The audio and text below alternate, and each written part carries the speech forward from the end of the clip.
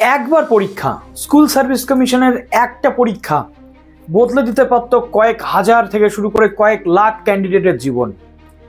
শুধু কয়েক lakh candidate SSC চাকরি প্রার্থী ক্যান্ডিডেটের জীবন নয়, এর উপর ডিপেন্ড করছে সামাজিক ক্ষেত্র এবং শিক্ষা ব্যবস্থা, রাজ্যের শিক্ষা ব্যবস্থা।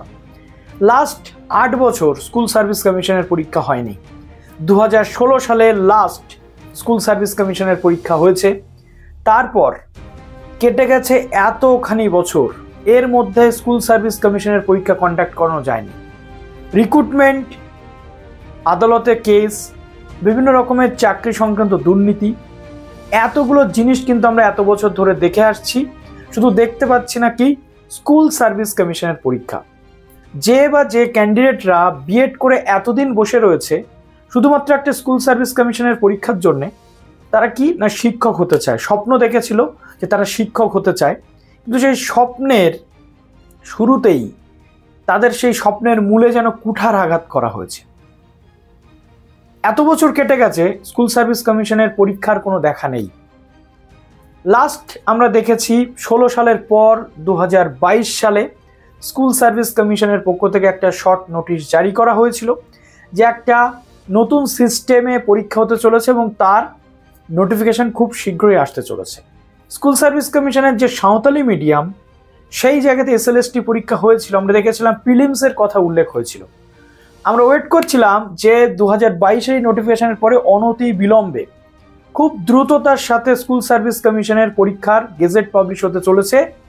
সেটা প্রিলিমস হবে কি মেন্স, কোন দিকে কি হবে, আমরা সেখান থেকে একটা গাইডেন্স পাবো। বাট 2 বছর কেটে গেছে, কোনো রকম নিয়োগের বিজ্ঞপ্তি বা কোনো রকম গেজেট পরীক্ষা পদ্ধতি নিয়ে কোনো হেলদোল আমরা স্কুল সার্ভিস কমিশনের পক্ষ থেকে দেখিনি। এর আগে আমরা দেখেছি বিভিন্ন আন্দোলন থেকে শুরু করে, বাট কোনো কিছুতেই ফল লাভ হচ্ছে না।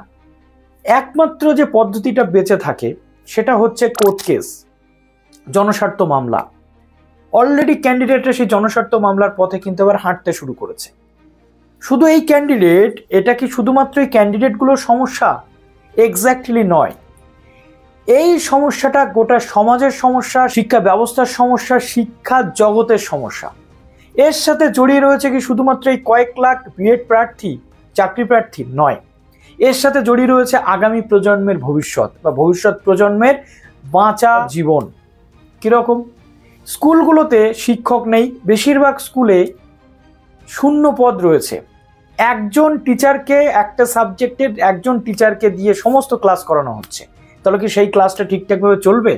স্কুলে 600 বাচ্চা থাকে, একজন টিচারের পক্ষে সেই 600 বাচ্চাকে বিভিন্ন ক্লাসে গিয়ে গিয়ে সব কিছু পড়িয়ে কমপ্লিট করানো তো পসিবল নয়। তাহলে স্কুল শিক্ষা ব্যবস্থার কী হাল? এটা শুধুমাত্র সেই ক্যান্ডিডেটদের সমস্যা নয়, সমস্যা এটা প্যারেন্টসদেরও। তাদের আগামী ভবিষ্যৎ প্রজন্ম, তাদের সন্তানরা কোন দিকে কিভাবে পড়াশুনো করবে, এটা সমস্যা সেই সকল স্কুলের সহ শিক্ষক মহাশয়দের, যাদের রীতিমতো পরিশ্রম করতে হচ্ছে, নিজের কাজের বাইরে গিয়েও পরিশ্রম করতে হচ্ছে। অতএব এই জনস্বার্থ মামলা যদি করতে হয়, এই প্রত্যেকটা মানুষকে কিন্তু এগিয়ে আসতে হবে, সোচ্চার হতে হবে। আর একটা জনস্বার্থ মামলা করা মুখের কথা নয়। এর আগে আমরা দেখেছি কলকাতা হাইকোর্টের সিঙ্গেল বেঞ্চে জনস্বার্থ মামলা কিন্তু খারিজ হয়ে গেছে। তাই এবার কিন্তু পরিকল্পনা অন্য। এসএসসি ক্যান্ডিডেটরা বা এসএলএসটি ক্যান্ডিডেটরা এবার ডিভিশন বেঞ্চে যেতে চলেছে। ডিভিশন বেঞ্চে যেতে গেলে কিন্তু অনেকটা টাকা খরচ রয়েছে।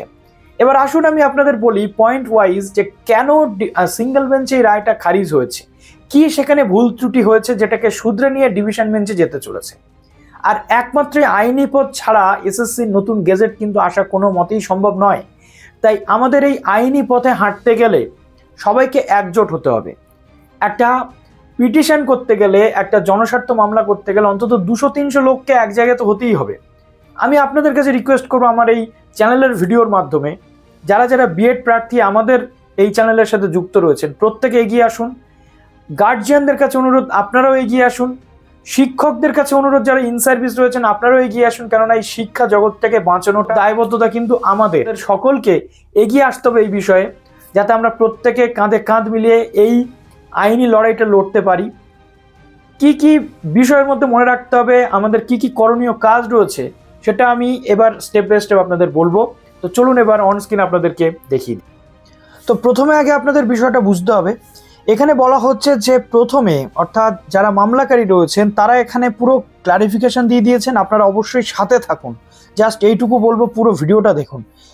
বলা হচ্ছে আমরা নবম থেকে দশম শ্রেণীর জন্য কোর্টের দ্বারস্থ হয়েছিলাম, অর্থাৎ SLST 1 এবং 2 এর জন্য, কিন্তু কোর্ট এই কেসটা ক্যান্সেল করে দিয়েছে এই বলে যে 2016 সালের যে নিয়োগ সেটা এখনো কমপ্লিট হয়নি এবং ওটা এখনো অনগোয়িং প্রসেস রয়েছে, অর্থাৎ সুপ্রিম কোর্টের মামলাও চলছে, এটা আমরা দেখতে পাচ্ছি।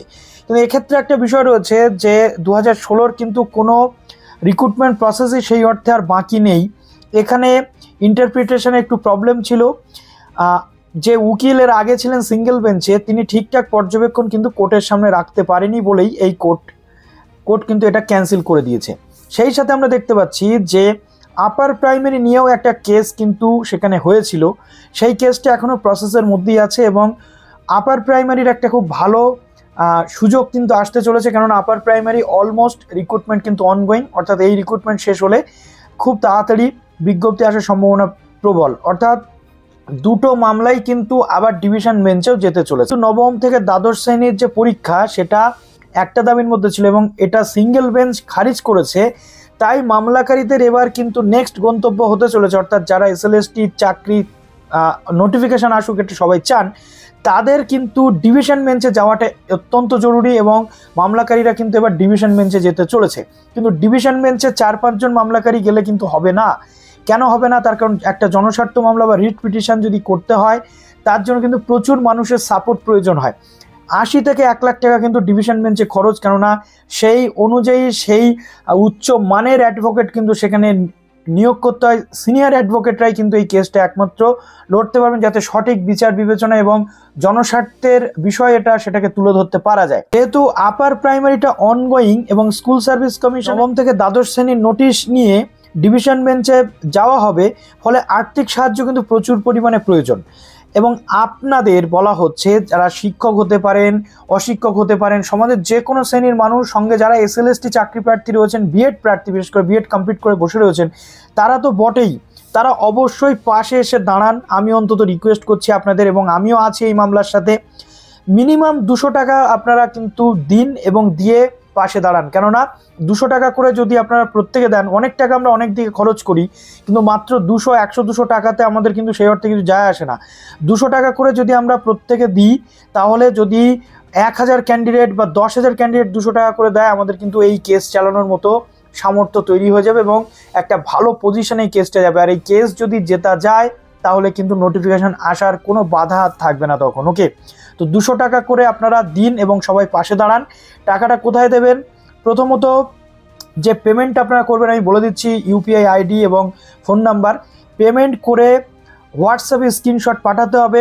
সেই স্ক্রিনশটের পর আপনাকে কিন্তু একটা হোয়াটসঅ্যাপ গ্রুপে, একটা মেন গ্রুপে যুক্ত করা হবে, যে মেন গ্রুপে আপনি পুরো কেসে কি হচ্ছে না হচ্ছে ডিটেল আপনি পেয়ে যাবেন এবং তার সাথে সাথে এতদিন ধরে সেখানে কিন্তু ডিসকাশন হয়েই আসছে। ওকে, তারপর আমরা এটা দেখতে পাচ্ছি যে যেহেতু বড় অঙ্কের সাহায্য প্রয়োজন এখানে রয়েছে, একটা উকিল ধরতে হবে, ভালো মানের উকিল কিন্তু ধরতে হবে। প্রথমত 4 থেকে 5 জন উকিল কিন্তু সেখানে অ্যাপয়েন্ট করতে হবে।